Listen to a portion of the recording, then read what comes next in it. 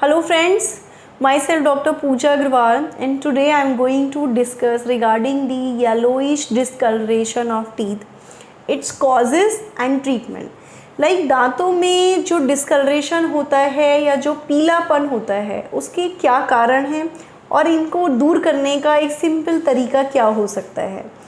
सबसे पहले तो मैं बताना चाहूँगी कि जो गॉड गिफ्टेड टीथ हैं हमें उनकी कद्र करनी चाहिए, क्योंकि जब भी हमारे क्लिनिक पे पेशेंट्स आते हैं जिनके दांत येलोइश हैं या बहुत ज़्यादा डिस्कलर होता है तो ट्रीटमेंट तो हम कर देते हैं, but still I really want कि जो भी आप लोग हैं जो ये वीडियो देख रहे हैं उनमें इतनी जागरूकता आए, इतनी अवेयरनेस आए कि वो नौबत ही ना आए कि डेंटिस्ट को आपको डेंटिस्ट की हेल्प की ज़रूरत पड़े। आप खुद ही दांतों का इतना ध्यान रख लें कि उतनी नौबत ही ना आए। तो सबसे पहले हम छोटे छोटे पॉइंट्स के बारे में बात करेंगे कि आखिर येलोइश डिस्कलरेशन होता क्यों है। आपने देखा होगा अक्सर छोटे बच्चे जो होते हैं जब 2 साल की 6 महीने से 2 साल के बीच में बच्चों के दांत आने शुरू हो जाते हैं। अक्सर मिल्क टीथ काफ़ी वाइट होते हैं और 2 साल से 6 साल के बीच में जब वो दांत टूट के परमानेंट टीथ आते हैं तो वो फिर भी येलोइश होते हैं। अक्सर आपने नोटिस किया होगा।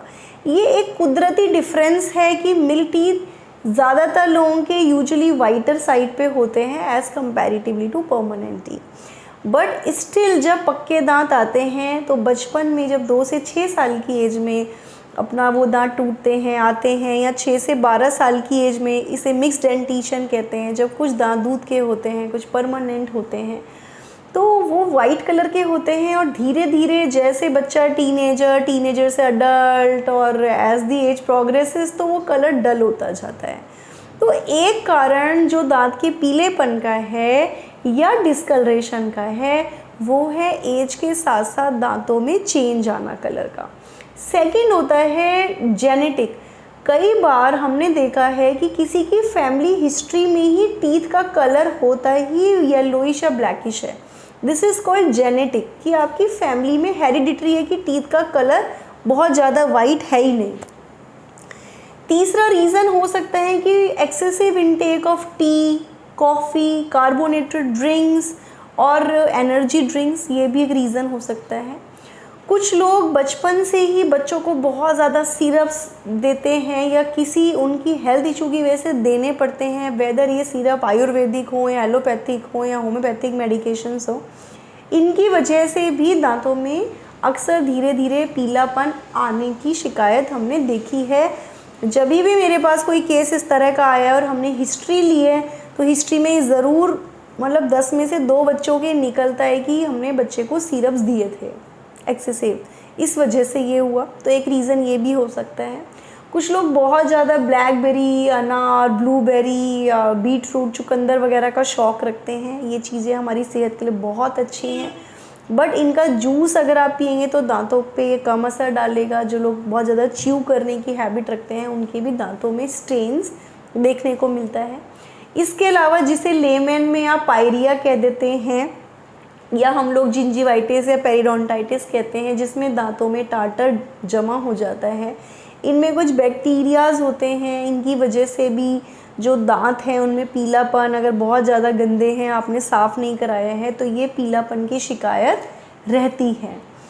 तो दीज वर स्मॉल थिंग्स, जैसे आजकल खाने में बहुत ज़्यादा फूड में कलरिंग एजेंट यूज़ होते हैं, वेदर चाइनीज़ फूड और एनी अदर स्वीट्स या सॉस में सोया सॉस, इन सब में बहुत ज़्यादा कलरिंग एजेंट जो हैं ये सब भी एक रीज़न होते हैं दांत को ख़राब करने का। इसके अलावा किस तरह का पानी आप पी रहे हैं। कुछ एरियाज़ के पानी में फ्लोराइड बहुत ज़्यादा होता है एडिक्वेट अमाउंट से। Friends, let me make you very much aware कि पानी में फ्लोराइड अगर 2 ppm होता है दैन इट्स फाइन, बट अगर पानी में फ्लोराइड 2 ppm से ज़्यादा होता है तो वो पानी भी आपके दांतों में कुछ वाइट स्पॉट जैसे क्रिएट कर देता है, जिसे हम लोग फ्लोरोसिस कहते हैं। अक्सर आप देखेंगे जैसे सपोज़ ये आपके टीथ हैं, तो यहाँ पर किसी एक पॉइंट पे ऐसे चमकता हुआ ऐसा वाइट सा अजीब सा डिस्कलरेशन तो नहीं कहेंगे, अलग सा वाइट कलर सा दिखेगा जो देखने में अच्छा नहीं लगता। दांत का कलर अलग होगा और एकदम से वाइट सा वो स्पॉट से दिखेंगे आपको। So these are fluorosis. ये पानी में फ्लोराइड के 2 ppm अमाउंट से अगर ज़्यादा होता है तो इस तरह के स्पॉट्स हो जाते हैं। So these were the things जो मैं आपको बताना चाह रही हूँ कि ये रीज़न है जिसकी वजह से दांत में डिस्कलरेशन या पीलापन आता है। अब अगर मैं आपको ब्रीफ करूँ तो सबसे पहले आप पानी का ध्यान रखें, किस तरह का पानी आप पी रहे हैं, उसमें फ्लोराइड लेवल क्या है। खाने की चीज़ें अगर कोई भी ऐसी हैं जो स्टेन वाली हैं तो उनको उस तरह से मॉडिफाई करें जैसा बताया गया है। चाय कॉफ़ी अगर आप लेते हैं तो कम स्ट्रॉन्ग बनाएं।